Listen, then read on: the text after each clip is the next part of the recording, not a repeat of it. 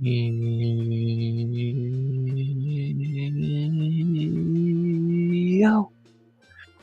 yo, RX back with another stream. This time is Friday night for the last time of the year. It is time for a party. The time to UFC Vegas 112, our final card of the year. We're back with another stream where we're going to vibe, talk about the card, talk about some other shit, watch the weigh-ins, face off, make my picks, and have a fun ass Friday night as we head into the weekend. What's up, DB? Good to see you, brother. Yeah, that's pretty much what's up. Just a normal pre-party shit last time this year. Yeah, just have a fun fucking Friday night of vibing, looking over the card one more time before it all goes down tomorrow, and gonna be fun. It's gonna be fun. It's a later card tomorrow, which is weird. I think 7 o'clock. So yeah, at least everyone's gonna get to enjoy their Saturday beforehand, and it's gonna be fun. I'm excited for it.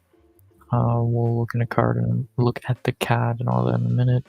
Everyone made weight, which is good, so it kind of makes watching the weigh-ins pointless, but we still will because we fucking can and I want to.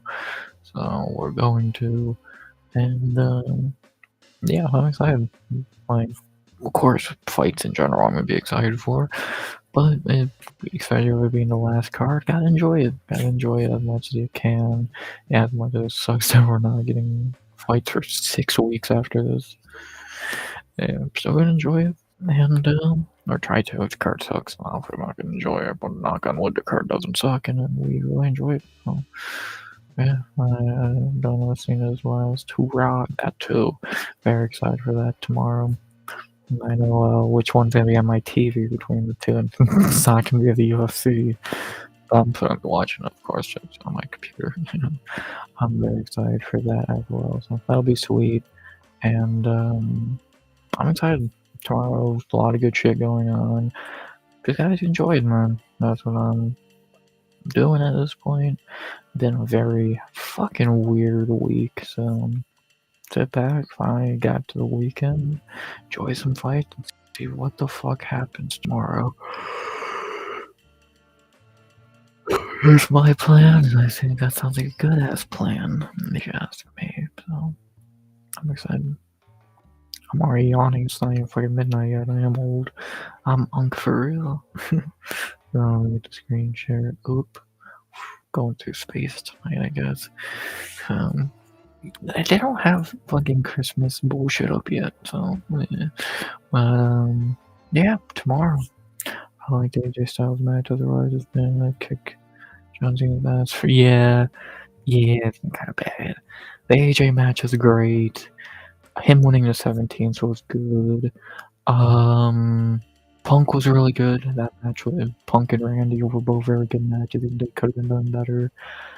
Aside that, the Brock match was a Brock match. The Rumble still can make a case he should have won.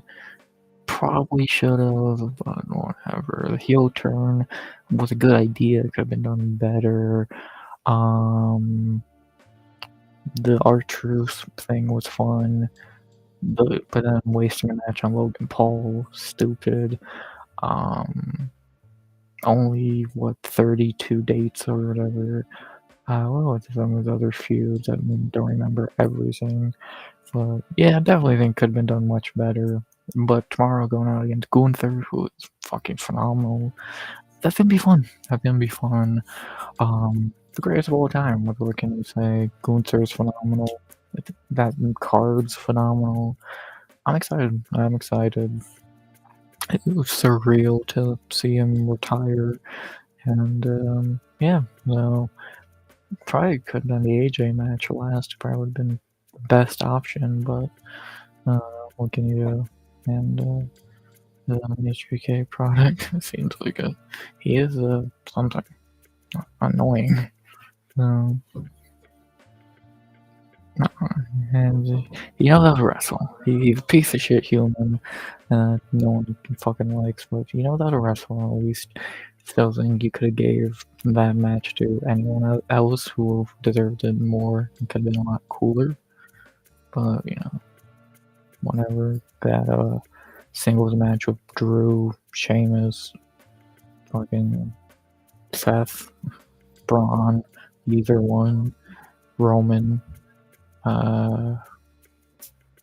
many other. He should have been in War Games, but whatever. What can you really do? What can you really do? So, it is what it is. Yeah, you live in Ohio once upon a time. Crazy. Yeah, I don't know how. So, it's what it is, man.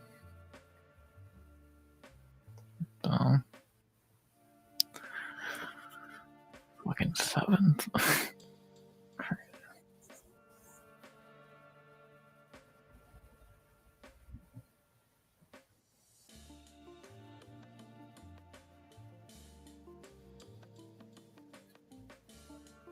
So,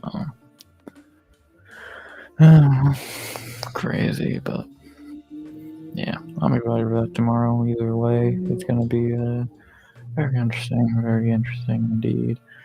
And yeah, we'll see. Be better to win. They better not have been lose to Gunther on the way out. Going to the Gunther is phenomenal. He better fucking win.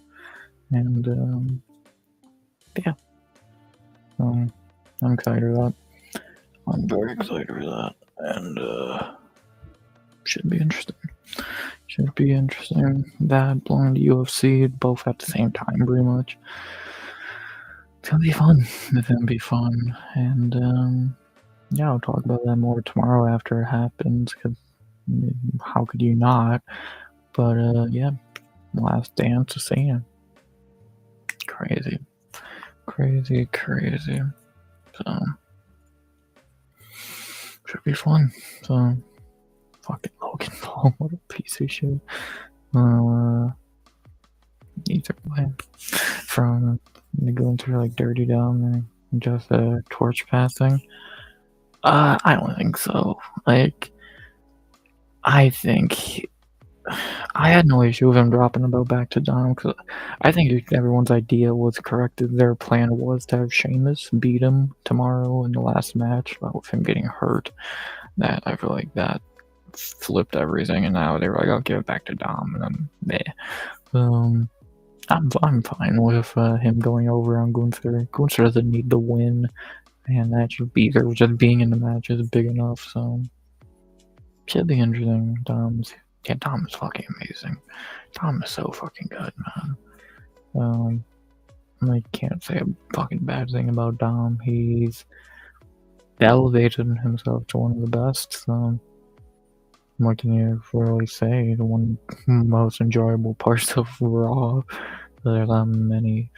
I guess there are a few, but yeah. I don't know. It's very interesting to the very least. They're in a good position too. UFC is in a good position. WWE is in a good position, kind of going into 2026. It's gonna be interesting. It's gonna be very, very interesting to see what happens. And yeah. Oh yeah, Dad and Eddie. yeah. When you are around two of the greatest of all time, I think that helps more than we know. Yeah, them fucking good coaches or family members, whatever term you want to use. Don't think there's any doubt there. Couldn't really get any better help than that. So, what can you really say? So, but yeah, crazy. Fucking Cena retiring tomorrow. That ain't feel real.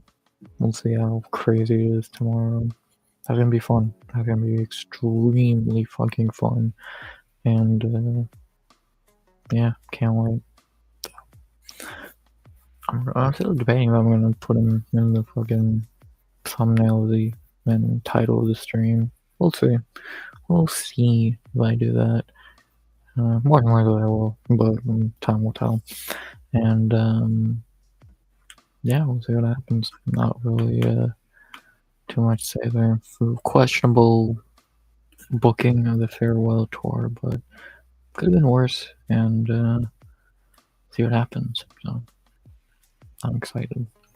Speaking of questionable booking, the UFC, the ideal when it comes to questionable booking. What is going on at the UFC tomorrow? 13 fights from the Apex to end 2025 and the ESPN era as well. So it's going to be interesting. I'm very excited and intrigued to see what happens, how this card turns out. Hopefully it's good. It looks good on paper. I think it's a very good looking card. He's caught making it out right now. He's still into the fight, but he's pulled out on fight day before, so never be shocked. But as of right now, everyone made weight. Everything's still good to go, and we're gonna get 13 good fights from the Apex tomorrow, which I'm very excited for. So we'll see what happens. I think it's gonna be a good card. I know on paper it might not look the most phenomenal because the order is kind of shitty and there's a lot of new people debuting, but I still think it's a good card. I really think it's a very strong card for an Apex card. Final card of the year. It looks good. I'm excited for it, and let's see what happens. Let's see what happens. I'm very excited. Especially since again this is the last fight we get to enjoy for 6 weeks. No joy, but it is what it is. What can you really do? And I'm excited. So, damn, stop yawning. Stop fucking yawning, Jesus. Let's I guess start talking about fights.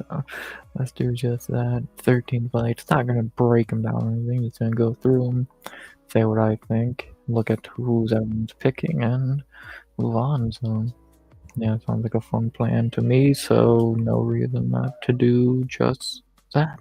So should be fun.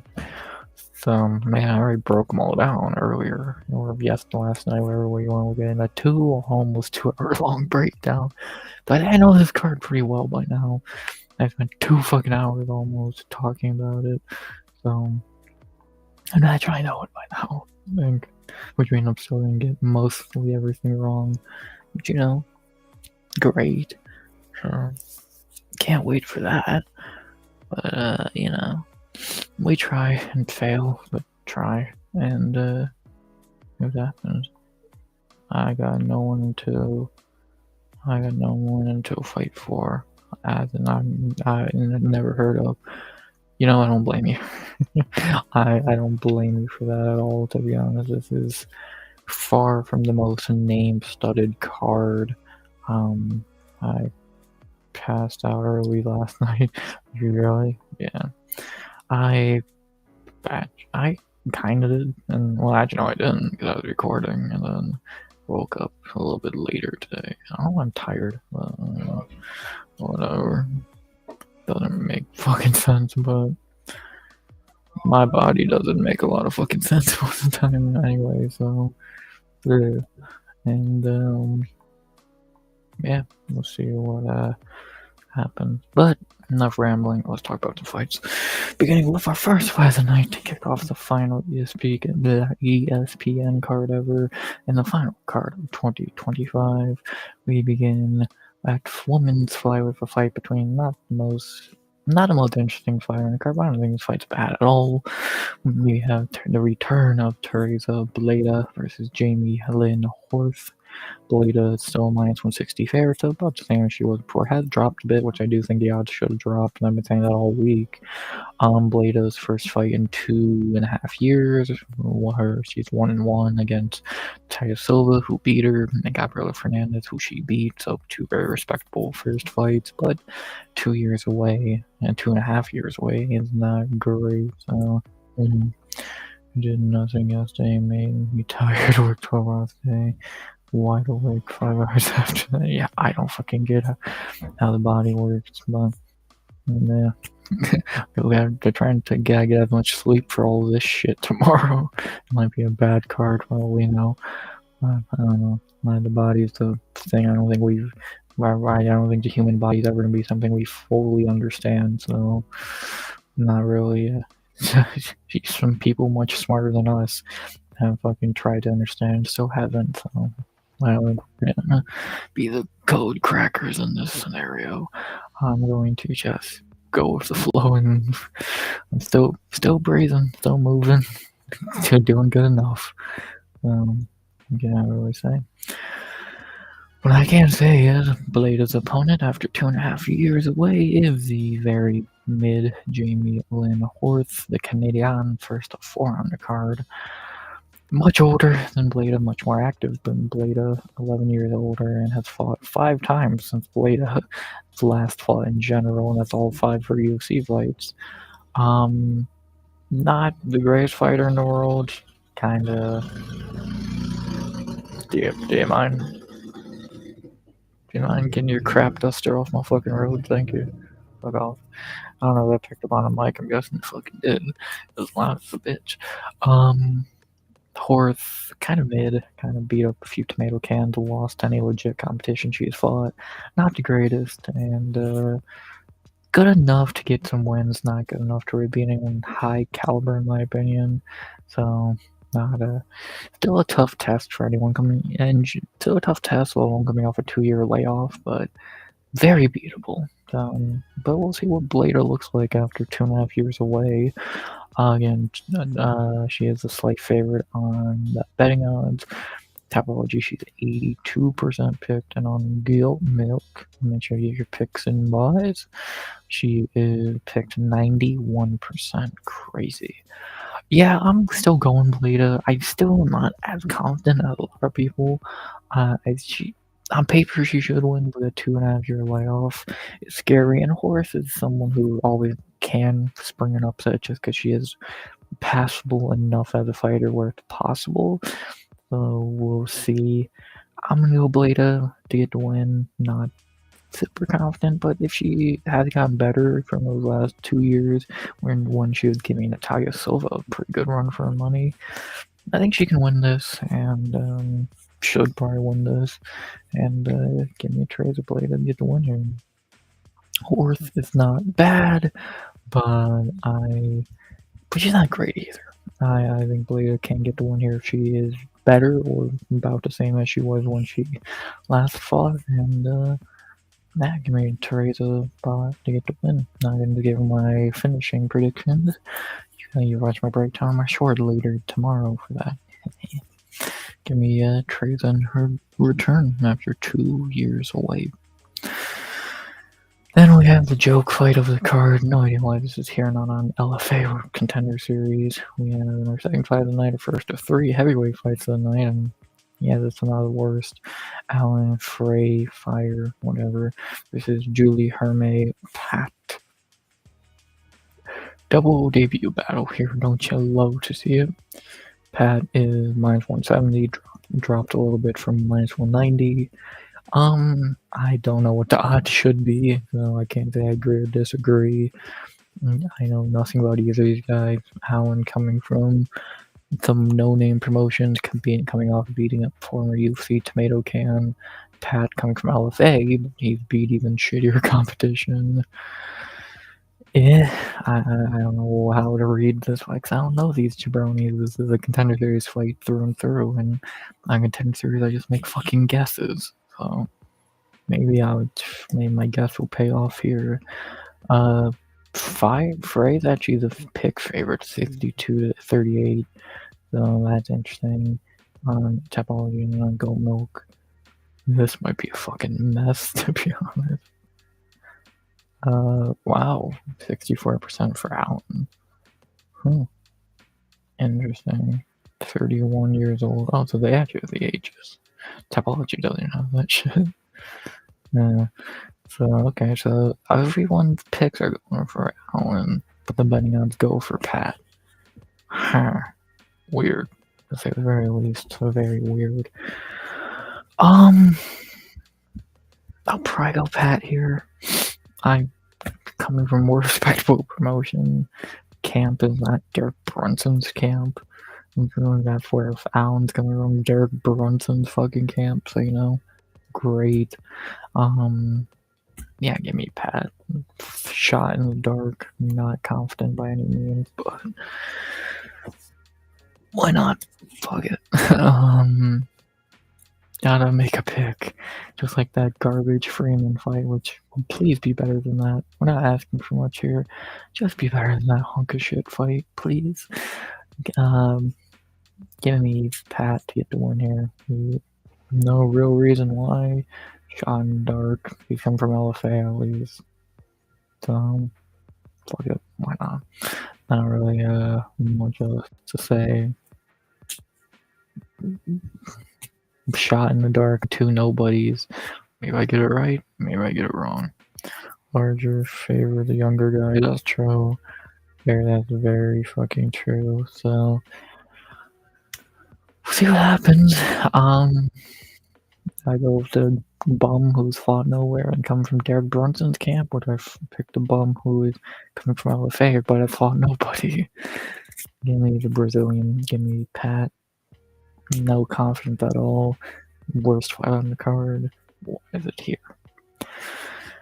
After that, we go to our third fight of the night, our second female fight of the night. This one, the heaviest female weight class. So, Parisi, good to see you. Brava. As we get to our third fight of the night in the heaviest female weight class of women's bantamweight for an actual pretty decent fight, maybe one of the better prelims. If we're counting on fights that are actually prelims, because this is a main card fight, let's be honest.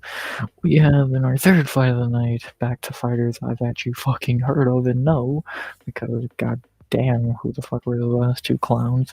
We have Luana Santos versus Melissa Croden. Pretty decent fight here. Betting odds have actually shrunk a good amount. And I think I called this in the breakdown last night. I said they should shrink to about something along the minus 125, and it did. So I do agree with that. Interesting fight to pick here. Croden looked fine her debut 2 months ago. Get the can like close to Boa, but still looked okay. Luana is more experienced in UFC, but has also fought no one has not beat anyone good and lost to the only good fighter she's fought. Her second fight up at bantamweight, much younger. A tough one to pick. I can see a case for either being made because we really don't know much about Croden's full abilities, and Luana still could be kind of fraudy and kind of just a can crusher. Tough one to pick. I do think the odds of being closer are accurate, and I'm gonna lean with Luana here. I think seeing a little bit more from her, trust her a little bit more. Give me Luana to get the win here. Just have a little more faith in someone I've seen fight a little bit more and against a little better competition.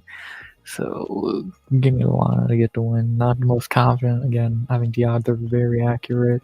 This and the Blade of Horse fight, I think, should probably be about the same odds. Very worrying, I guess, to try and predict, because you never know with Blade coming off a 2-year layoff and Luana just not being that great. Anything can happen, but I'll rock with Luana here more than likely to get the win. Not the most confident, but see. Picks have Luana 76%. Wow. Go Milk has Luana. I'm guessing Luana 83%. So people are very confident in Luana.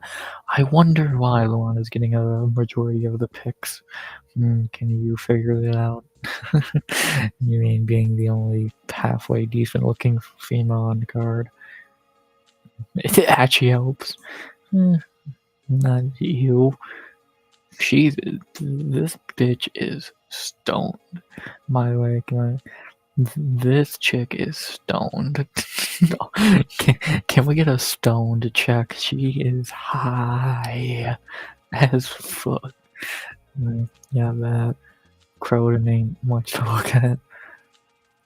That's the guy, and Jillian's probably the second best looking on the card, so yeah, I guarantee you she's the pick favorite as well.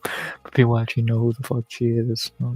But yeah, Luana, I do get her. Even jokes aside, her being the pick favorite doesn't make sense. And yeah, I'm going to pick her here. Not the most confident, but yeah, I wonder why. I have no idea. Are you boys? I told you, gotta pick with your brain, not your other head. Picking with the other head never works.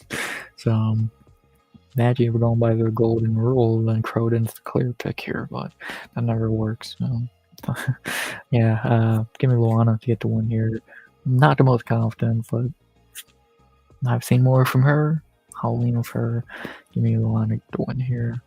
Could see a Canadian upset though. I could see a Canadian upset in both of these fights, so I wouldn't bet on it. But actually, a horse and Croden parlay is risky, but would pay out really damn well if it hit. And I wouldn't do it, but it's not the worst in the world because it's women's MMA and upsets happen more than we like to admit. So I'm not gonna pick either to win, but I'll go Luana and get the win here. Good fight. Then we have more heavy boys in our fourth fight of the night.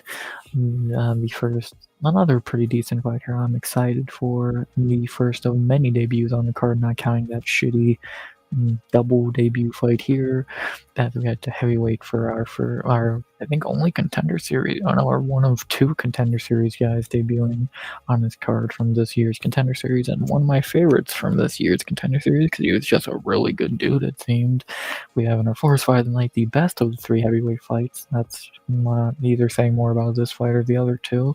We have Sharif, whichever one, versus Steven Asplund, or as always, it's much more funny to say ass plunge. No, not how it's spelled at all. Who doesn't want to name a guy ass plunge? Because it's funny. If you lose, you're definitely getting called ass plunge. But he really shouldn't though. Ass plunge is -230 to +190. Yeah, I think I don't know. I did say those odds should drop. I do agree he should probably drop to like -180, 190. Because I do think Sean's going to test his grappling, and if he doesn't have grappling, he's probably fucked. But if Asplund can keep it standing or stop takedowns, I think he wins this pretty easily. Sean lost to Junior Tafa in his debut a year ago on short notice. Losing to Junior Tafa is one of the worst sins you can commit, and yeah, I think Asplund should win. He looked pretty good on Contender Series, one of my favorite dudes from Contender Series, and this year, and yeah, excited to see him debut, see how he does. Yeah, should get the win here. Not really too much to say. Again, Sharif is a Sean Strickland training partner, and he stole Mark Hunt's tattoo for some reason. But yeah, he's not as good as either of those two, and Asplund should beat him pretty easily. Tapology will agree with me. 93% for Asplund, and Goat Milk will probably as well. 86%. Yeah, Asplund should win here. Not really too much to it. And yeah, give me Asplund to get the win here. Unless he can't stop takedown, he should win this pretty easily. If you can't beat someone Junior Tafa was able to beat, you really suck. Oh boy, and then everyone's favorite fighter to try and predict. So some bullshit's gonna happen this fight more than likely. As we have in our fifth fight of the night, a fight that I have no reason not being on the main card because it's an OG versus the biggest debut on the card. We have in our fifth fight of the night, I know welterweight, the biggest debut of the night. God, this is gonna be an interesting one. Whatever you think's gonna happen probably won't happen with this guy in the fight.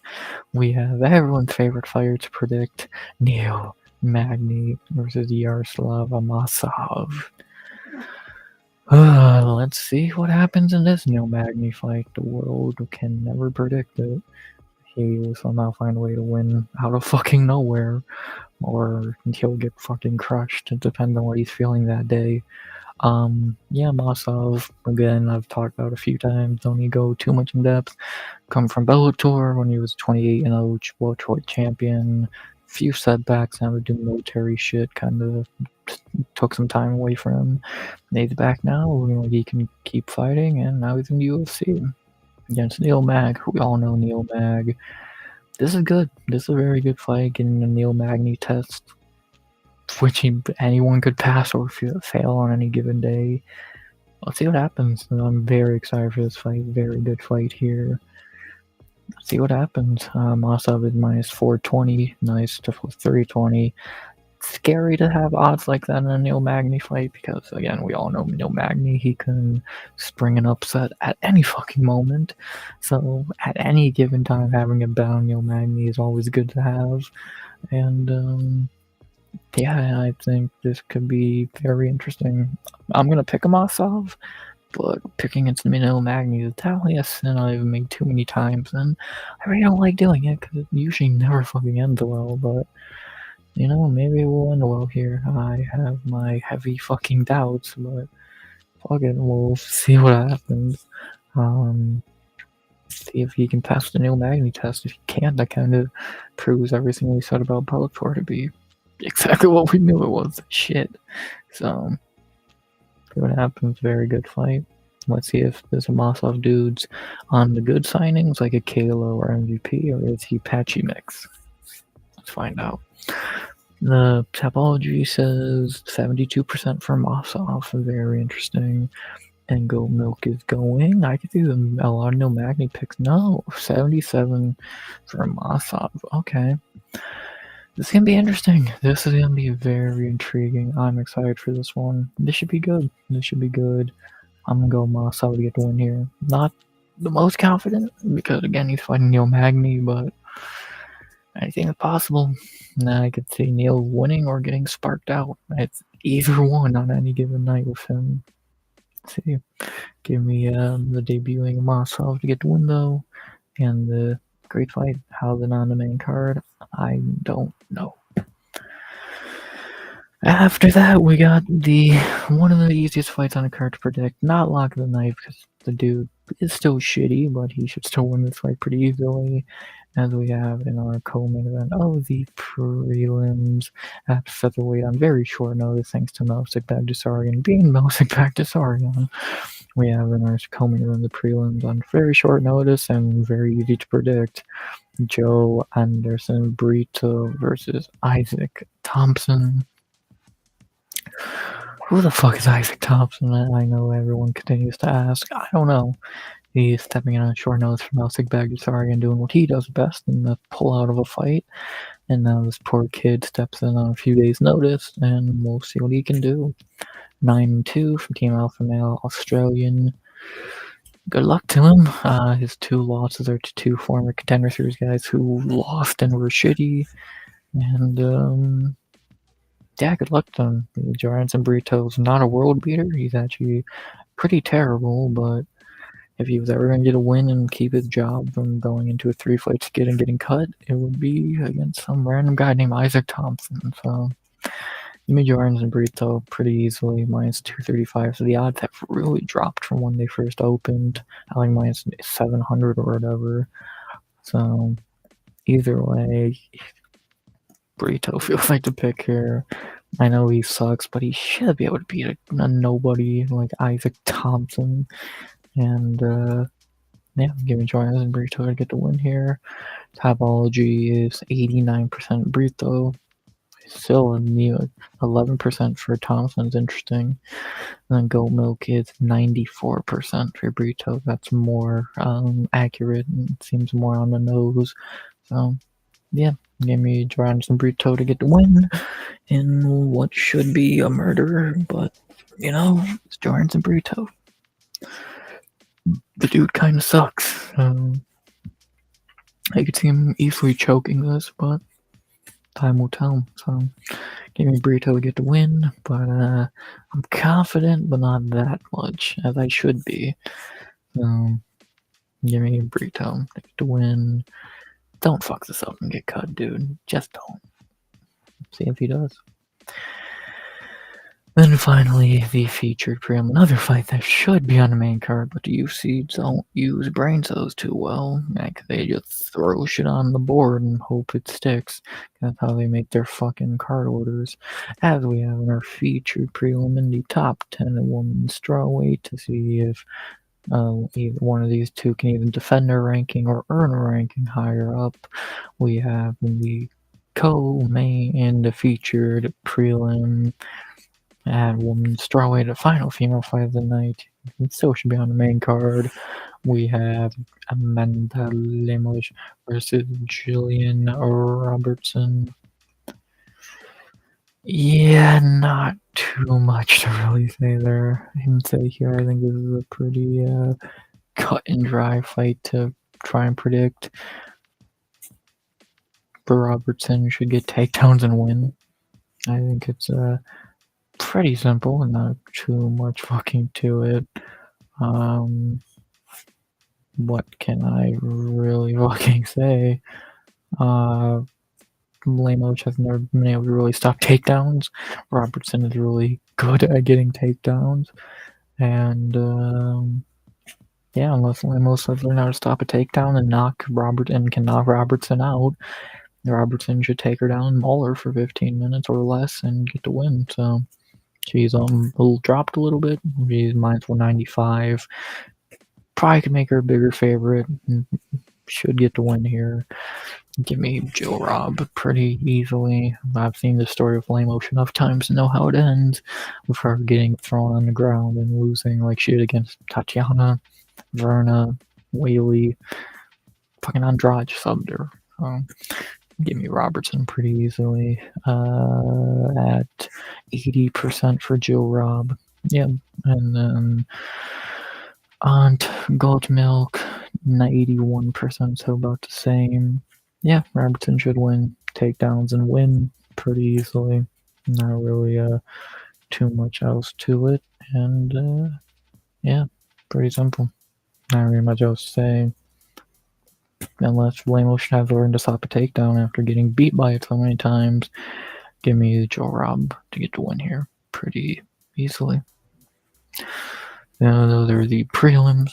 Pretty good. I think most of this is good. This is kind of shitty, but I think the other four are pretty good. This is pretty decent. This is kind of shitty, but you know, it is what it is. Most of it's good. Two of them should be on the main card, but whatever. And I'm excited. It's going to be very good, and it's a fun way to lead into the main card, which begins with another short-ish notice fight booked on Monday, not because of pullouts, just because they finally found Bobby Green a fight for the card. Now they have in the main card opener, the final main card of 2025 in ESPN's history, King Green versus Lance Gibson Jr. God, I hope no one's high watching the stream with that background. You're gonna think you're in goddamn space. Bobby Green minus 200 in 2025. That's worrying to the very least. I just really struggle to pick Bobby here. I get like the obvious question is who the fuck is Lance Gibson? Former Bellator guy, 9-1. Didn't fight anyone good. Didn't lose to anyone good. King Green, yeah. I get Lance might not look like the most appealing of new signings, especially on no camp. But although Bob is King Green in 2025, a guy who just looks like he's breaking down by the fight. His chin is gone. His speed has kind of went away. His striking's still okay. His power has always been fine. But it's like I think this dude's body's just breaking down at almost 40 after 2 big L's where he looked terrible. I just think he's kind of done, and I really struggle to make a case for picking him here, even against kind of a nobody. I kind of want to pick Lance Gibson, and I think I'm going to. I just really struggle to pick Bobby here, and I just don't think he has anymore. I think his body's just decaying in terms of fighting durability, and I'm claiming the Lance. I think Bobby is more made for boxing at this point than he is MMA.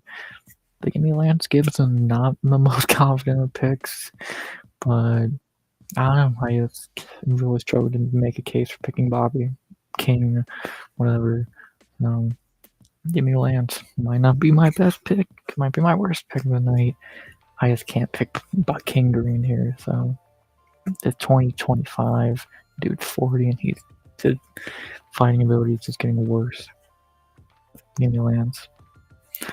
Topology's picks are going King Green 65 to 35. Okay, I could see that. Closer than I thought. Not guaranteed Go Milk's really heavy on King Green. I'd actually imagine 60. Oh, wow. Lance is the pick favorite on Go Milk. Wow. Really? Oh, maybe I'm not stupid. Maybe I'm not stupid. Holy shit. Okay. Interesting. Very interesting.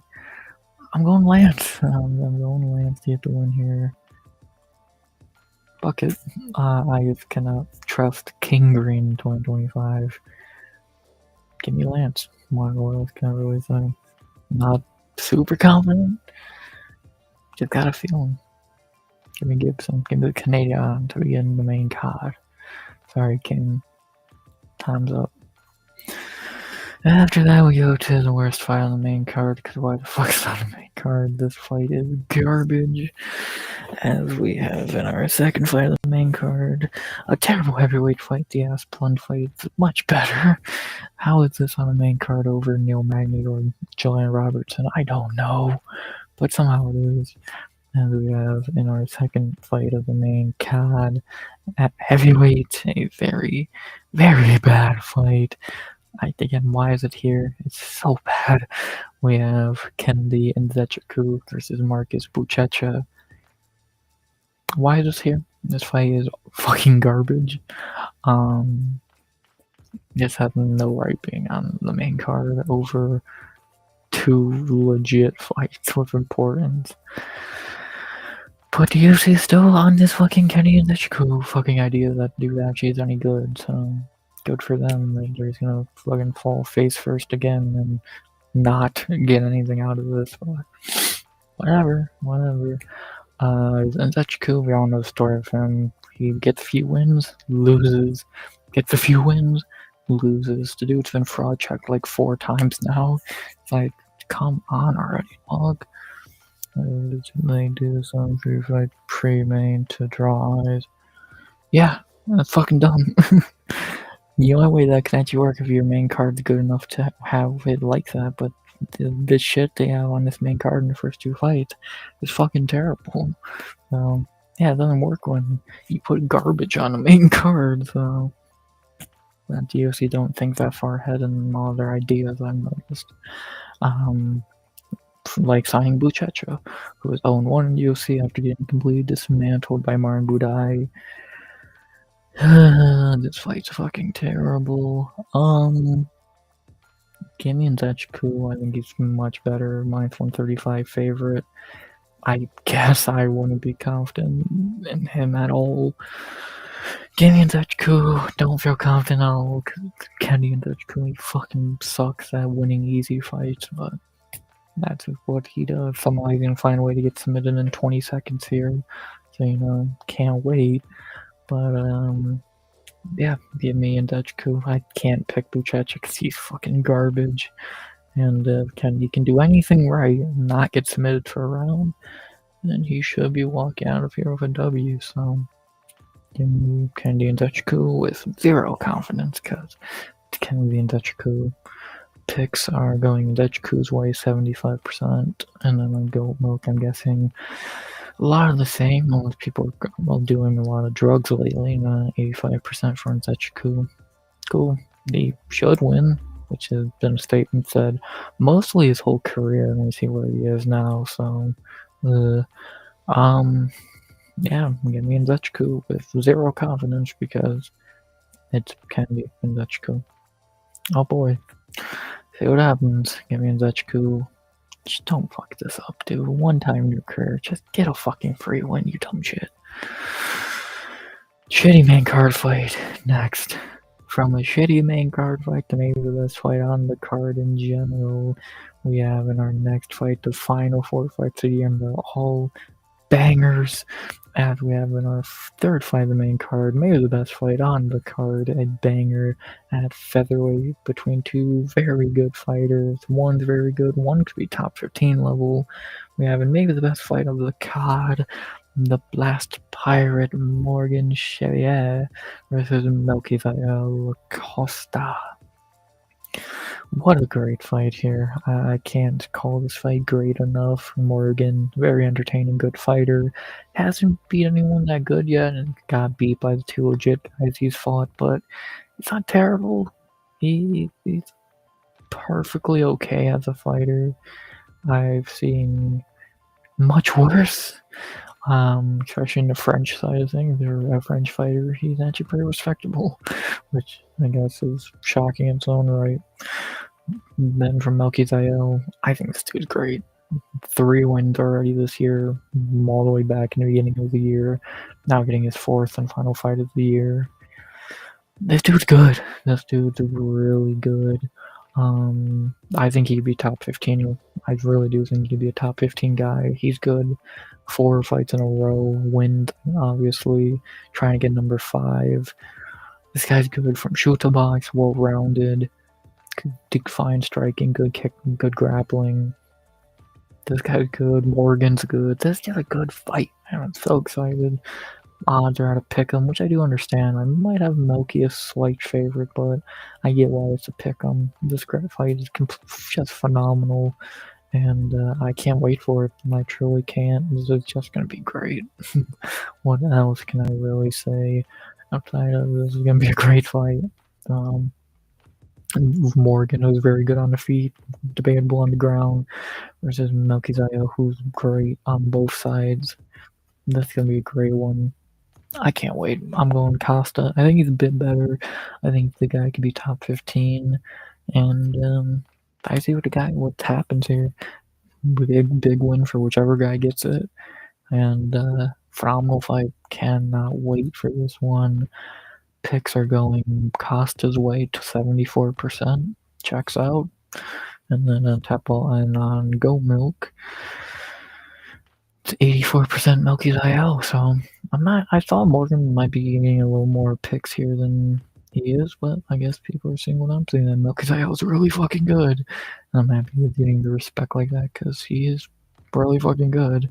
And I'm very excited to see him there because A, this is a great fight, and B, this would be a great win for him. I'm excited. I'm going Melchizael to get the win here, and should be a very good fight. Give me the best cost on UFC. Can't wait. Such a banger. Then we have the for sure finish of the night. If you want to make sure if you want to see a fight that's going to end very quickly and end in a knockout, this is a fight for you. As we have in our third fight of the night in the middleweight division, a banger that shouldn't go too long between Cesar Almeida versus Seve Oleszejczuk, the oldest prospect ever, versus the little brother of Macau. This is gonna be fun. This ain't gonna go long. This is gonna be a fucking great fight. Almeida, debatable on how good he is. Beat a few cans. Lost Roman Kopylov. 38 years old almost. Oleszejczuk made his debut off Contender Series. Obviously, Macau is doing great right now. Both went to the Fighting Nerds. This is a fun one. This is a really fun one. I'm very excited for it. I get the betting odds out. It says a decently sized minus 205. Someone's gonna get knocked out here. It just depends who's gonna get knocked out here. I'm not sure. I'm gonna go Oleszejczuk to get the win, but I can see this going either way. Whoever lands that bomb first, both guys have big power in their hands. They should just be a kickboxing match until someone goes out. I'm excited. I'm very excited. Get me Oleszejczuk. I guess struggle to pick a 38-year-old in the fight where it depends on who gets knocked out first. So, Jacek, this is gonna be a great fucking fight. The Tapology picks are going 74% for Jacek, 26 for Almeida. Okay, again, another fight where I would expect a lot more on the underdog, but I guess I'm wrong. 76 to 24, exactly the same. Give me all the Jacek. Very good fight. Very excited for this fight. Someone getting put out. I just can't pick the unk. Can't pick the 37-year-old. Give me a little Jacek. Age-wise, height-wise, he's much taller, but age-wise, he's much younger. Get the win. A great fight that probably should not see a second round. Then we have in the co-main event of the evening, the second to last fight of the year, and what an amazing co-main event it is. The old versus the new, the former hyped up guy versus the new hyped up guy. Yeah, in the co-main event of the evening at featherweight, another fantastic fight, maybe the second best fight on the card after the Costa fight. Both at featherweight, great division on this card tonight. We have in our co-main event of the evening, the last co-main of the year, Giga Chikadze versus Kevin Vallejos. Like I've said all week, if you don't know Jesus Christ, again? Crop duster going by. Of course, Kevin Vallejos, if you don't know, is very fucking good. 24 years old, really fucking good already. 2-0, only loss in his career is to Gene Silva in the Contender Series. Yeah, this dude's really fucking good. Giga, on the other hand, was really decent at one point, then got beat up. Did get a win against Caceres, no one remembers, and then has taken 2 L's back-to-back against Arnie and Onama, and now his career's on its back foot, and I'll see if he can save it here. Unlikely. Good luck. Betting odds of Leos minus 300. I think he'd be upwards of minus 450. I really struggle to see how Giga could win this fight. If he can knock out Vallejos, no. They can submit him, hell no. They're gonna be better over 15 minutes. I doubt it. I see Vallejos winning this. I see him going at Giga, trying to break him, and I think he just might. Give me Vallejos, my lock of the night to get the win here. I think this kid's good. In 2 or 3 years, we're talking about him fighting for the belt or in the top 5, 10, whatever. I won't be shocked. He's really fucking good, and I don't see a very old Giga Chikadze being the one to stop that. So give me Kevin Vallejos, get the win here, lock tonight, last lock of the year. Give me Vallejos. I don't see how Giga wins this fight. And neither do a lot of people. Vallejos 90% picked. What is that Tapology with Go Milk saying? 82%, so a lot more Giga backers here at 18%. They're gonna learn. Yeah, this Vallejos guy's really fucking good. So, give me Vallejos. I don't think Giga wins this. Even if it was a younger, primer Giga, I'd still pick Vallejos. He's just better, and give me Kevin Vallejos. What more can I really say? If you don't know, you don't know. This kid's the future. And then finally, the main event of the evening, the final fight of 2025, the final fight in ESPN history, then the flyweight division, to end UFC Vegas 112, to end 2025, to end ESPN's era on a high. We have to end the night, end the year, to end everything. Kind of. We have the main event. Finally, this fight's happening. As so far as right now, Brandon Royval versus Manel Kopp. They should be good, but you know.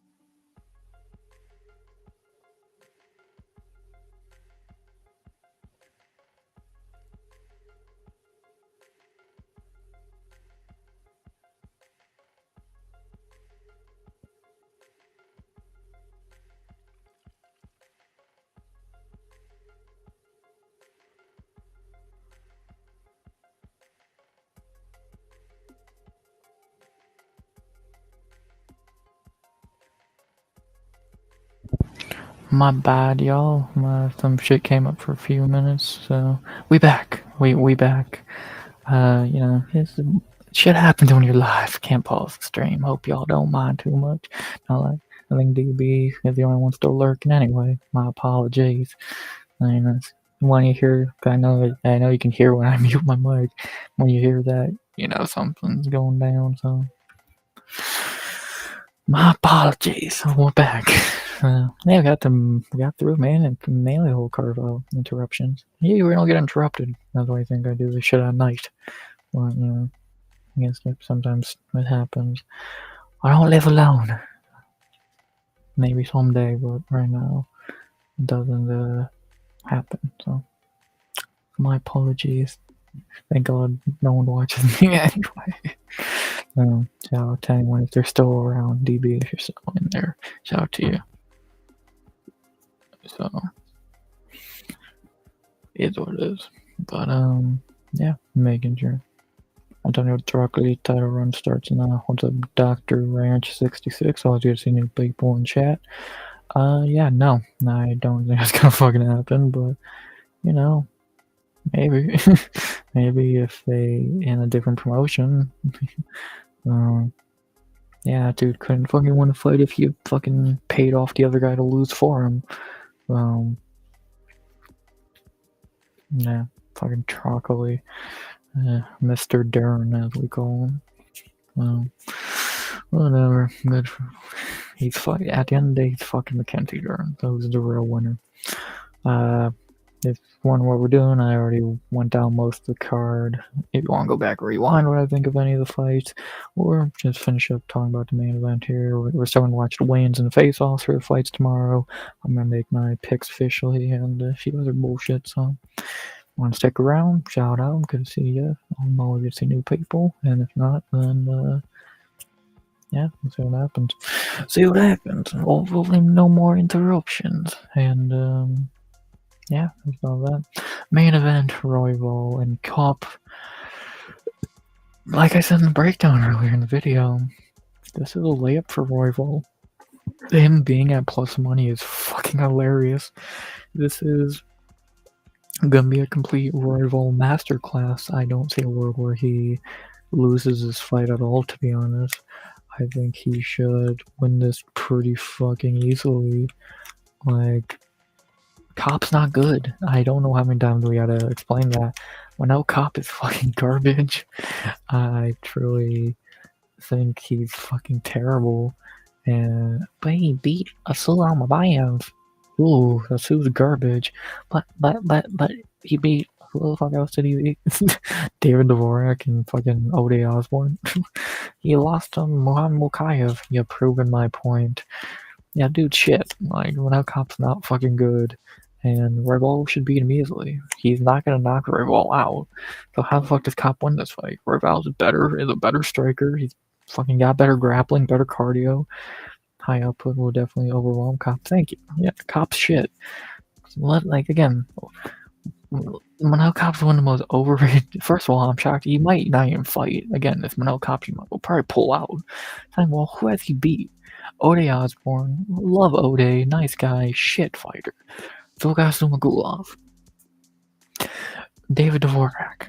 If I had a face cam on, you'd be seeing my fucking reaction. Felipe Dos Santos, who gave him a hell of a fight and is cut now because he sucked. Bruno Silva. Shit. Asua Mabayev. Shit, and is about to get 50-45 by Brandon Moreno in Mexico. And who the fuck has he lost to? Toja, Nicolau, Howe, and Makayev. Not even on the roster, he's so shitty. So, and you lost to Kai Asakura. You suck. This dude's not good. He's not. Let's stop pretending like this dude's any bit good. He's a fucking can. This is a layup for Royval. But he lost to Van. Yeah, the champion. Who has fucking Royval lost to lately? Moreno and fucking Van. Ooh, I don't think those are bad losses. His last 3 fights have been Moreno, Taira, and Van. If that was Cop's last 3 fights, he'd be 0-3 going into this fight. Like, dude, shit. Give me Royval by a complete 49-46 or 50-45 masterclass. He's going to beat Cop with ease. Him being the underdog here is literally handing out money. This is literally at the end of the year they're giving you free money for Christmas because him being the underdog is fucking hilarious. He's not fucking good, man. Cop is not good. Give me Royval easily. If Cop even makes it to the fight, there's still plenty of time for him to pull out, so who fucking knows? But as of right now, the fight goes on as it should. Give me Raw Dog easily because he's just better than this tomato can who's beat nobody. Give me Royval. Easy 49-46 or 50-45. Easy. I'm gassed with people to think he has hands because of the Silva fight. Yeah, because he beat up Bruno Silva and Asu Almabayev, a old Bruno Silva whose only skill is hitting hard, and Asu Almabayev who's he eye poked and really should have been a no contest. Ooh, like get fucking real. Fucking pathetic. It's pathetic, man. I'm gonna look at the pick percentage. Topology is kind of smart, 56% on the Raw Dog. And goat milk it is. 57. The people are agreeing Royval is the pick here because he is just the clear pick here. Like there's not really too much to it. It's just pretty fucking common sense. Royval should win this fight easily. He's better. What else is there to say? Manel's a can. He's a can crusher, and he's not even that good. So I'll say right out. Tim Elliott would probably beat him. Tim Elliott would probably fucking beat him. It's like, dude, come on. How to feel about ending the year off with a lackluster main event? It should be a fun fight. It's even with Royval schooling him. It's gonna be a fun one because Royval doesn't have bad fights. But yeah, ending the year in the Apex kind of stinks. But this card's really fucking good. Like when your last 4 fights of the year are these 4, which are really fucking good. I'm fine with it. This is good. This is good. Few of these are passable. This is terrible. This is not exciting. This is pathetic. This is okay. This is perfectly fine. For what it is for an Apex level card, it's actually higher than a normal Apex card. I think it's fun. I have no real issues with it. I'm looking forward to it. Last card of the year, last card for 6 weeks until we get back-to-back pay-per-views. Last ESPN card ever.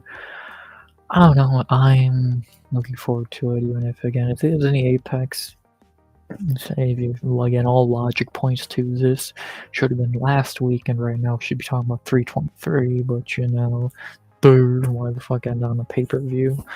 And, yeah, I'm excited. I'm really excited. I think this is going to be fun. And fingers crossed. It could easily suck. I won't be shocked if it does. Well, it's gonna rare for me to be the fucking one with hope, but I have a little bit of hope for this. I think this could be good, and let's see. Let's fucking see. So maybe I'll be right. Maybe I'll be wrong, and it sucks. So yeah. I love watching firefights, but man, the division is so. What's next? Royval wins, and you get yet another tie shot. It seems like the same guys over and over.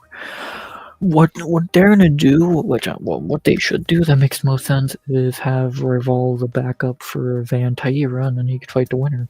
Because on paper he did beat Taira, which hell of a win, and Van he had maybe the fight of the year with, so have him the backup and fight the winner of Van Taira, and then go from there.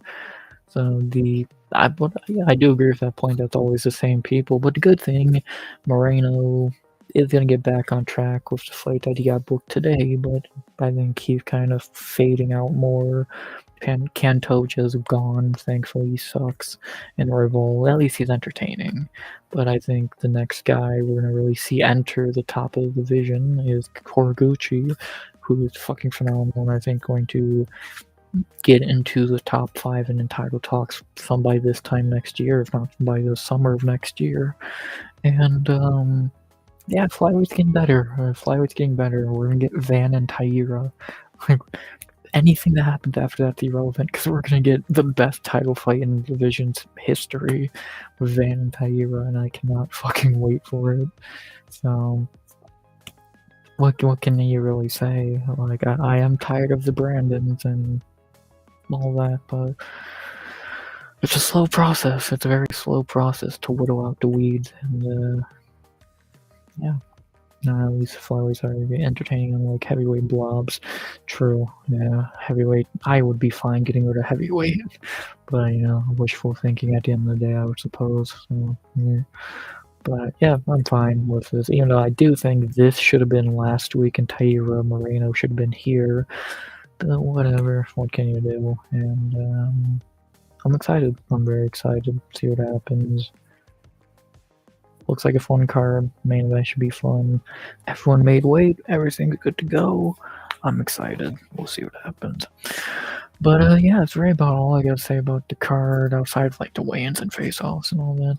To put a stamp on that. Not really like any big news today. A few fights got booked, which we'll really talk about on Tuesday. But I'll give a short little nod. Moreno and Almabayev booked for Mexico's main event.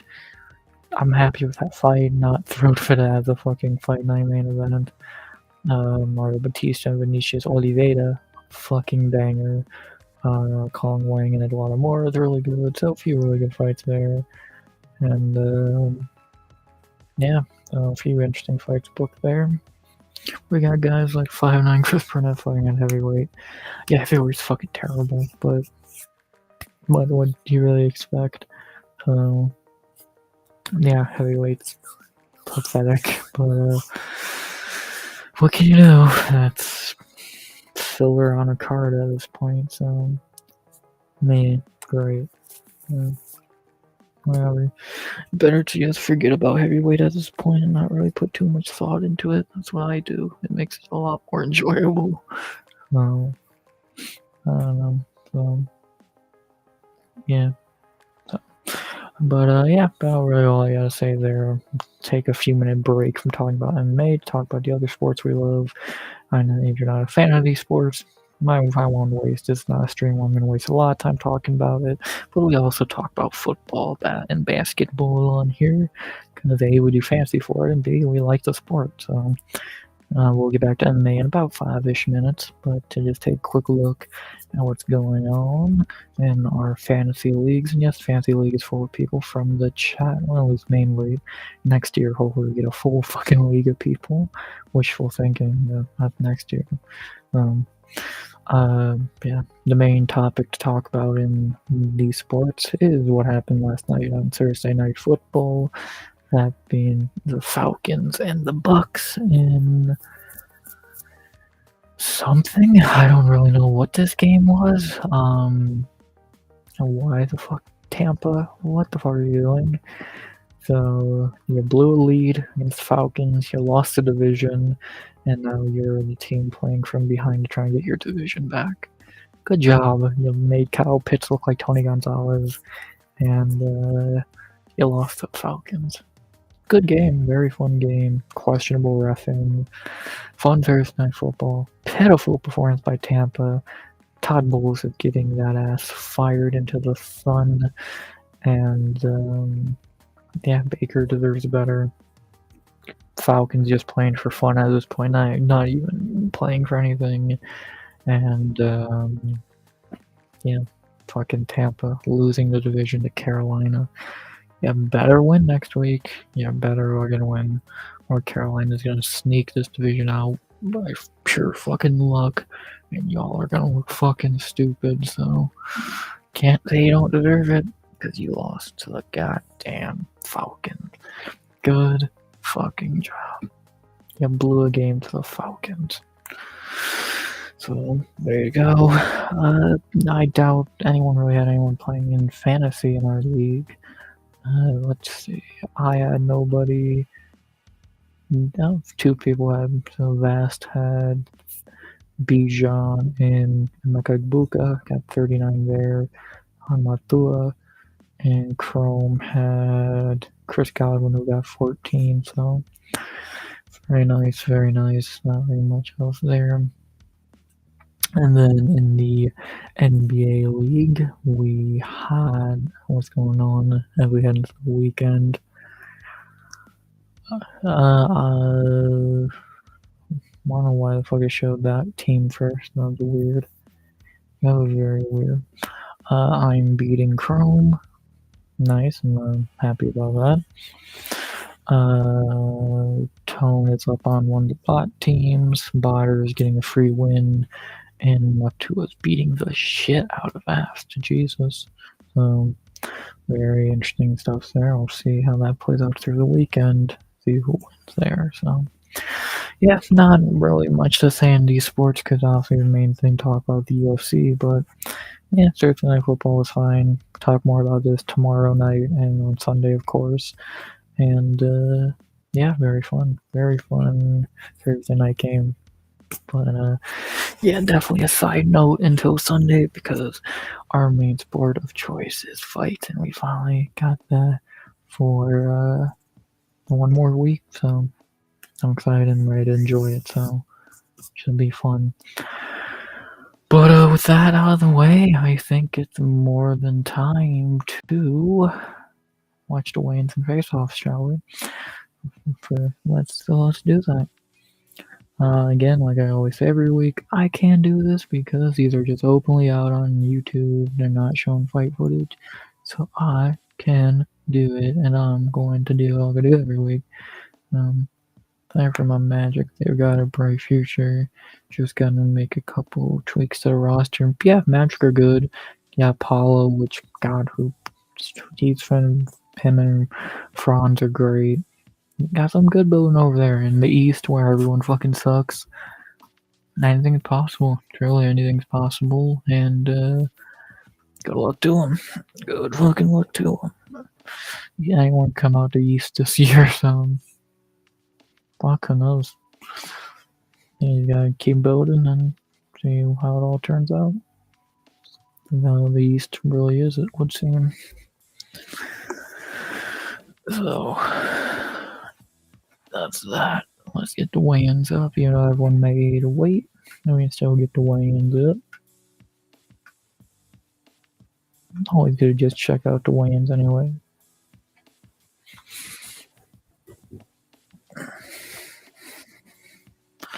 Let's do just that. Showing a stupid fucking V-chain ad. I don't like anyone cares about that shit. Give me a minute. Can we get past this fucking ad, please? Anyone out these just to get wolfed? Yeah. OKC's repeating with fucking ease. I don't think that's a debate, so we'll see though. No, that's the fucking moon falls, I think. OKC's gonna repeat with goddamn ease. So I don't think they're too worried. But here are the weigh-ins. Raw Dog looking a little bit drained like usual. Probably should go to bantamweight at this point, but he can still make flyweight. So he makes flyweight. And the man who shockingly made it to weigh-in day. Shocked he made it this far into the week. Starboy. Manel actually makes weight, even he's fucking shocked. And our main event's official.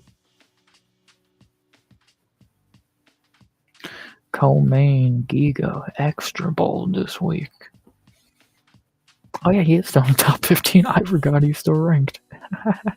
How the fuck is he still ranked, man? And then the man who's gonna beat his ass, Kevin Vallejos, he made weight. I'm fucking shocked. He never makes weight. And Manel didn't make weight. Vallejos on weight. Yeah, Giga, you're fucked. Chikade's fucked. And we have King Green, maybe for the last time. See what he can do. This is a 150 or 160 catch weight, so it could be 160 or under, and he makes 158. Maybe the last walk of the king. We'll see. And we got Melky Zael, a guy who I definitely think can be top 15 in that division because he's really fucking good. On weight. We have fucking whatever the fuck's on his head. It is super nice. His boxing is so crisp. He's so fucking good. He's my locks tonight, man. He's good. He's gonna crush Giga. Speaking of featherweight crushing, Jonathan Brito, who's not good, but he's fighting a can, so he should win. Then the first of the many debuts, Sergey Oleshchuk. Little Oleshchuk on weight for his middleweight debut. Maybe he can get the win. Queen Green back at it, you know it.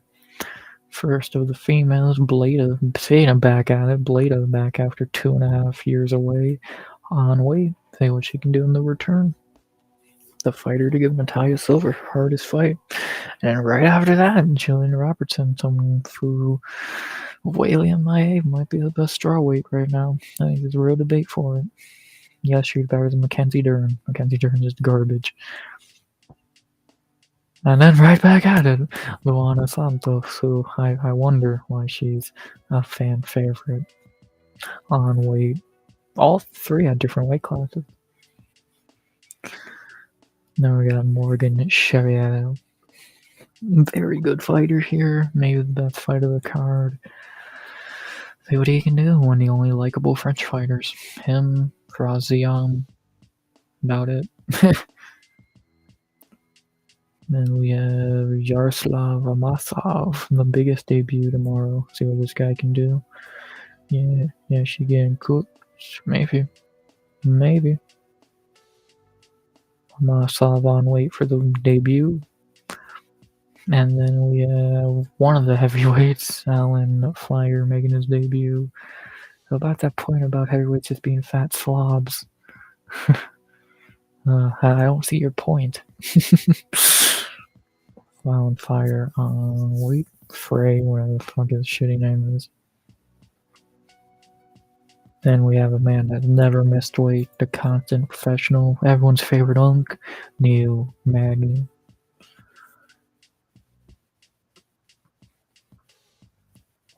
On weight, like always. Then we got the failed heavyweight and failed fighter in general, Kennedy Zechako. Light heavyweight, he's shit either way.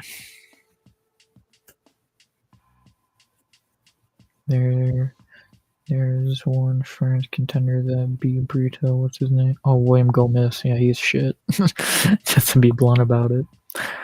Yeah, William Gomez is awful. Speaking of awful, Sean Sharif, a dude who trained with Sean Strickland and stole Mark Hunt's tattoo. He's not as good as either of them. Just another heavyweight blob. Makes weight because you'd have to try not to at heavyweight. And we have Amanda Lemos, a dude in a bra. Whichever way you want to cut it. Lemos always makes weight. Professional.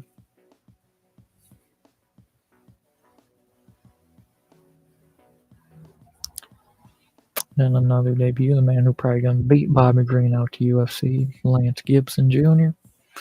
Yeah, that guy, he's got no output, boring decisions. Yeah, he's fucking terrible. That dude is a fucking can. Gibson on weight on short notice, 158. See if he can make the upset tomorrow. Then we have, speaking of short notice debuts, Isaac Thompson, welcome to the UFC and good luck against Brito. Yeah, this dude's gonna get his face caved in. So about heavyweights just being fat guys. Steven Asplund. He's a really nice guy. Too bad he looks like a joke. Good luck to Asplund. Then we have Jamie Lynn Horth. On weight, like always. See, maybe she'll get to win tomorrow against the returning Bleda. Then we have the oldest prospect of all time, Cesar Almeida. 37 years old, unk.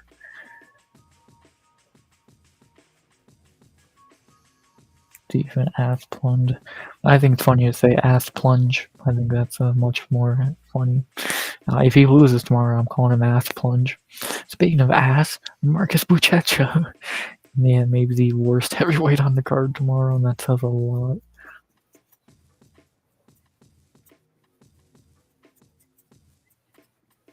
Now we have random heavyweight number 4. Some long name dude named Pat making his debut. Tall ass motherfucker, man.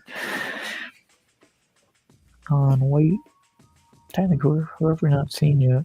Actually, it might be the last one. Unless I'm forgetting someone.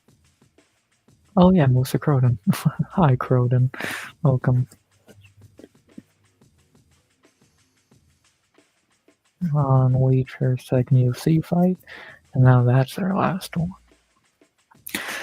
So everyone made weight for once. One tried for an Apex card, even more shocking. And we got fights. We got a fight, and it's gonna be good. Comes back against Teixeira, is getting sent back to retirement. Yeah, like Teixeira is pretty terrible, but he should be able to beat Tuivasa very easily. I'd be more than shocked if he doesn't get that win. So give me Teixeira very easily there. Not really too much of a debate. No ad. Fuck. Well, I just let the ad play out for a minute. I don't know what the ad's gonna show. It might show fight footage for all I know. I ain't gonna risk that. I'm gonna let the ad play out for a minute. I think we're good. Good. Fucking risky business we play with here, man. Let's do it. Weigh in the last face-offs of the year. Everyone made weight for the last weigh-ins of the year. I'm shocked. Last face-offs of the year. Cop, don't jump around too much. You might break something. Yeah, Royval. If I've never seen an image say Royval 50-45 more. Such an easy win, bro. Complete layup. Co-main, speaking of layups, Locks of Night, Lejos is going to break Giga in half. Oh my god, Unk is gonna die. Unk is gonna fucking die. And we got, speaking of someone gonna die, this fight's I think gonna finish for sure. Cesar and Cesare. This is gonna be good. This is gonna be good. Then we got the best fight on the card, more than likely. Melky and Morgan. Banger. Just a fucking banger. Cannot wait.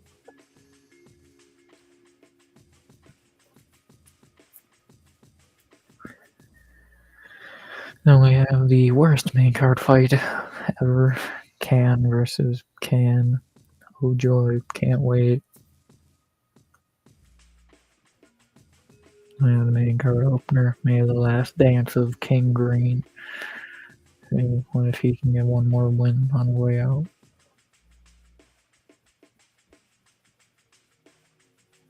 Then we have feature prelim that should be on the main card. Lane Ocean Robertson taking Redhead to the next level, I think. Then we have Brito and some random guy. I wonder who's gonna win. I have no idea at all.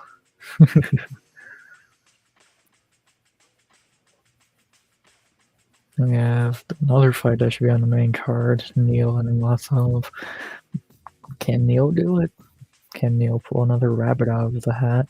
Very possible.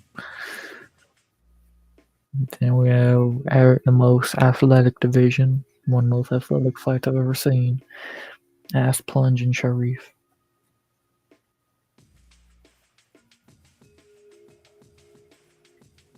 And we have Luana and Croden. Some people are really hyped for this fight. I don't know why.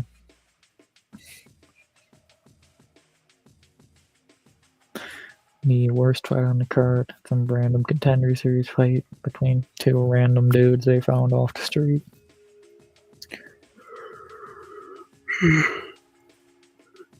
And then the first fight of the night. we'll see what happens here with Leda and Horth.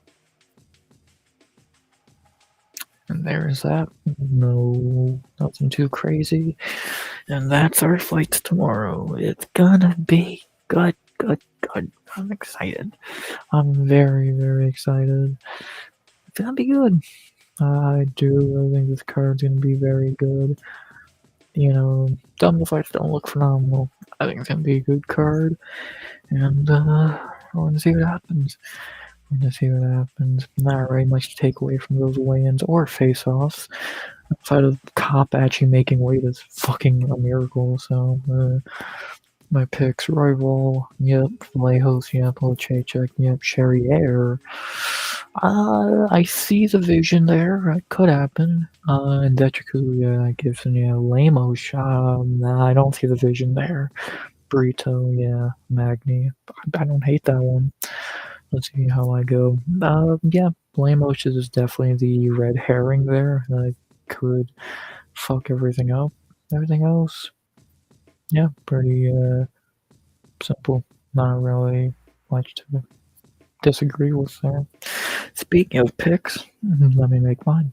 As we always do to end the pre-party. Let me put my picks in.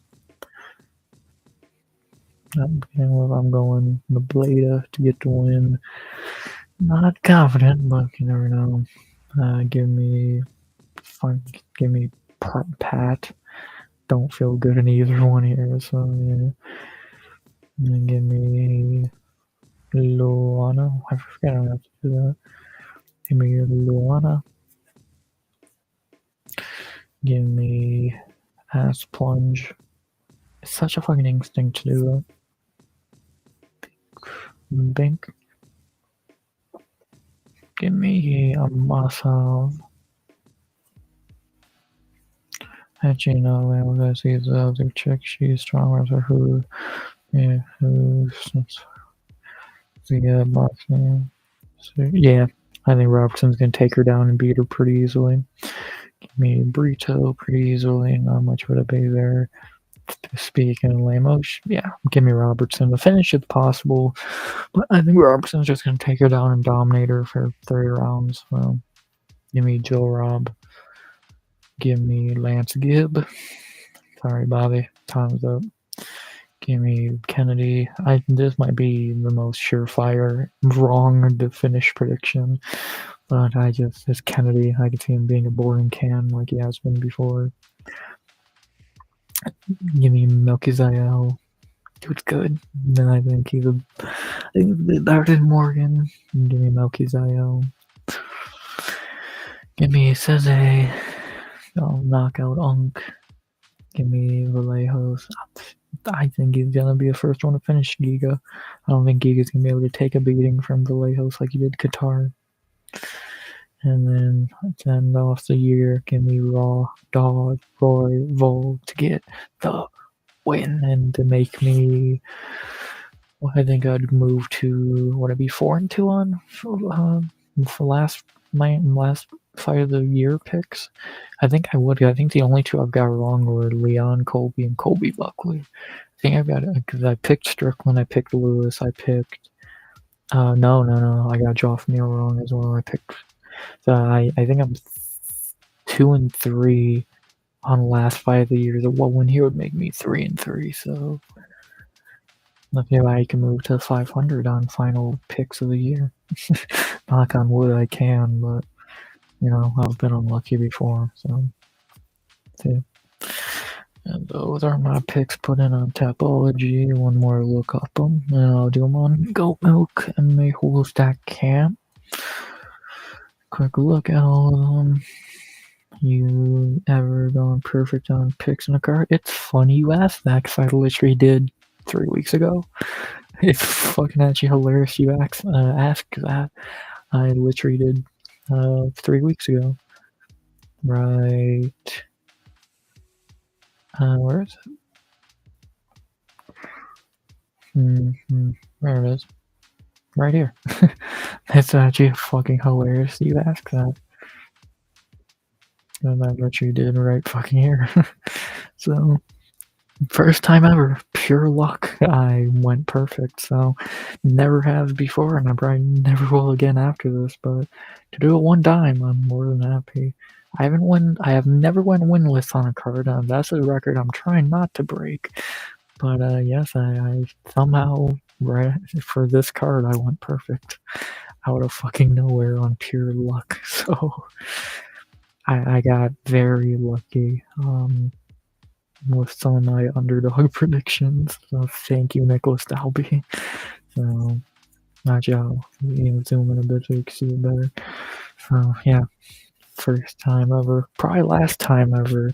I don't think tomorrow will be my second time ever going perfect. So, I'll take it. To do it one time is shocking enough.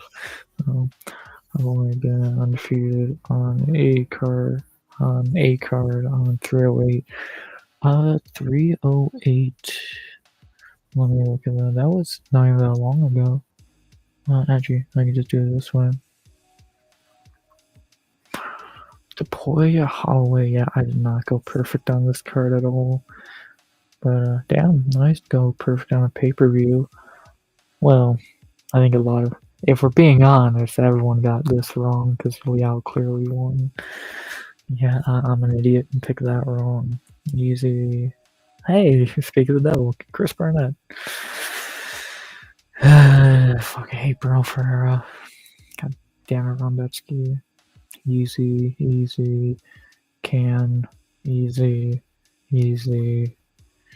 Yeah, I took L's on both of these, so I tried. I fucking tried. I did not go perfect on this card. I usually don't do very good on pay-per-views, but I try. And, yeah, no, very nice. Good shit. Good shit. Not really much to say there. Again, I doubt I'll be perfect tomorrow. I hope I do. I would be more than happy to, but I'm going to say it's more than unlikely and not going to happen. So if it does, I'm not upset. But yeah, I'm not going to go perfect tomorrow. But let me put my picks in on this site as well because, okay, I do that. MMAholes.com, if you can see that right here.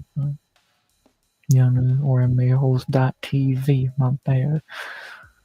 Blada, Pat, another site. And then I also gotta put them on Verdict, but I do that on my phone because it's the only way it actually fucking works. So, yeah. So I guess all my picks are on the left side of this card. And not anymore. They're also confident 322 and like 1-4 on the main card. Yeah, I did not do. Well, actually, I think I did pretty good on 322. 323, 322. I think I only dropped. I think I dropped main. I dropped the main and co-main, but I got everything else right. Where the fuck is 322? God darn it! There it is. 323. Yeah, on 322, I went 3-2. Got the first 3 right, last 2 wrong. And 323, I did. What did I do? I think I went. Did I go 4-1 on here? I don't even remember perfectly, to be honest. I went 3-1-1. So I'll take it here. Yeah, you can take a guess which one I got fucking wrong. I'll take it. I'll take a 3-1-1 record on the main card. So I have no real issues with that. So not really too much to say there. Excuse me. That's what 2 hours of fucking streaming does to you. So, but yeah. So again, hopefully I do decent tomorrow. Apex cards are a dime a dozen. Either you're gonna do really good, or you're gonna do fucking crap. So I'm not confident either way, to be honest, anymore. So we'll see. We'll see what the fuck happens. So much random stuff in that main card. Freaking trade draw, and Jan Mast will come back. Yeah, that card was fucking insane. It's fun though, very fun. And yeah, fucking batshit that it went the way that it did. I could see how a lot of people probably went 0-3 and or 0-4-1 on that card. To be honest, well, actually, no. Everyone should have at least got Talbot right. So that's the only one that is unexcusable to get wrong. The other ones, fine, I get it. And then obviously Jan, you couldn't get right or wrong. So, or Blakovic, that is. So yeah, I think the worst case scenario is going 1-3-1 on that card because if you didn't pick Talbot, that's you on purpose got that wrong. So yeah, so yeah, I guess I'm actually been doing good on pay-per-views lately. Shockingly, hope I'll keep that up in January. I have my doubts, so yeah, I have my worries and doubts about it. So we'll see what happens. Give me the auto. And then let me look at for this. This is the tiebreaker. You can look up there. What do you think their striking numbers are going to be? Let's look at what Rival gets. Usually, this is how I do it every week. Now in a 3-rounder, he landed 215. Moreno 145. And now the 5-rounder, he landed 1. Yeah, man, that's a better retirement video than they did Double Champ Silvero. And neither of them deserved it. And the funniest part, they both got one over Stipe. And that's the funniest part. So, whatever. How fucking bullshit. How much do they hate Stipe if you really think about it? So it's complete bullshit. But whatever. That's the name of the game, I guess. I'm gonna give to cans like Anthony Smith, but not Stipe. For rival, I'll say 307.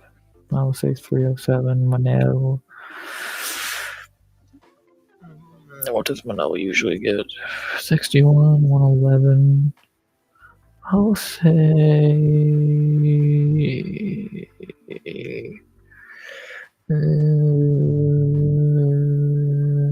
I'll go 1.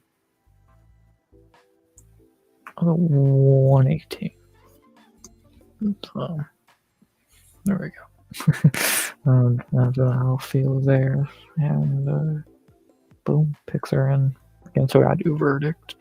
But, that's shit, the shitty fucking site, so I'll just use it on my phone later. So, yeah. Says I didn't get shit, but it gave one to the one. Jobber and Rogan crying. Yeah, they gave one to fucking Michelle Watterson and Carla Esparza, Anthony Smith, and fucking Henry Cejudo. But Joanna didn't get one. Stipe didn't get one. Tony didn't get one. Khabib didn't get one. Who else didn't get one? I think Korean Zombie did get one. Who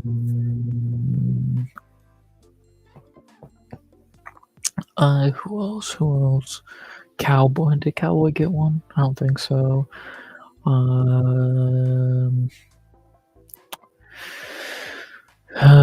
Well, Cruz and retire in a cage, so I mean that makes sense. Aldo didn't get one, I don't think. Fucking like who else didn't get one? Like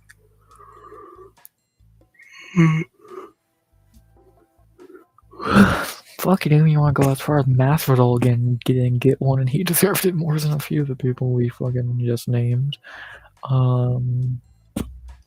Fucking Anderson Silva. Fucking. I could probably keep fucking going. Shogun. A few years back. Fucking. Cormier.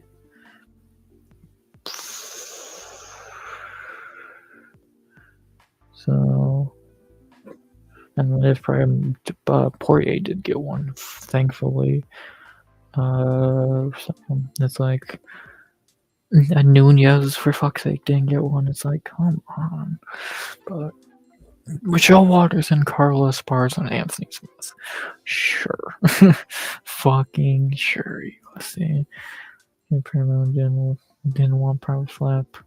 Like, who does that? Yeah. Fucking Power Slap. Fuck Power Slap, truly. So, fuck that stupid. I can't call it a sport because sports where it's actually two people competing, not just slapping each other in the fucking head. So, whatever. It's pathetic what Dana does. And, that's Dana for you. He's never been the brightest. What can you really fucking say? He's just not fucking smart. So, what can I say? The dumb shit he fucking does will never make sense to me. And at the end of the day, I guess it's just probably not to. So, whatever, I guess. Whatever. He's not trying to make sense to us, I guess, at the end of the day. So, fucking. Fucking. So. Yeah. But, yeah, I think that's about really all I gotta say for tonight. We're in 42 minutes later. 43 minutes later. I think I've got all the main notes I want to hit. Talked about the card. Watched the weigh-ins, the face-offs. Fucking talked about a little bit, not the brightest, but Bullet does shine. That's fucking true. What else did we talk about? Fucking made my picks, made fun of Dana, which is always fun. Yeah, I think that's about the long and short of it. I can't really have too much else to really say. My voice is going, and it's getting closer and closer to fight time. We are now. Let's take a look. Officially, 17 hours away from fights. So, gonna be fun. The last set of fights tomorrow. It's gonna be a fun one, and I enjoy talking about it one more time before we get there. So, yeah, not really too much else to say though. Good stuff, bro. See you at the recap. Thank you, brother. Let's get a shout out to Dr. Ranch. Yeah, I'll be live tomorrow with the after party recap video, Sunday night live, etc., etc. So, yeah, it was fun. Shout out to you, brother, carrying the last hour of stream. And shout out to you. Shout out to the other few people who were in chat earlier, DB and Freezy, legends. We don't the few but mighty people who showed up to stream. 16 views, and are they gonna show me the like counter? No, right? Probably better it doesn't. Yeah, very fun. Had a good time. Fun pre-party as always.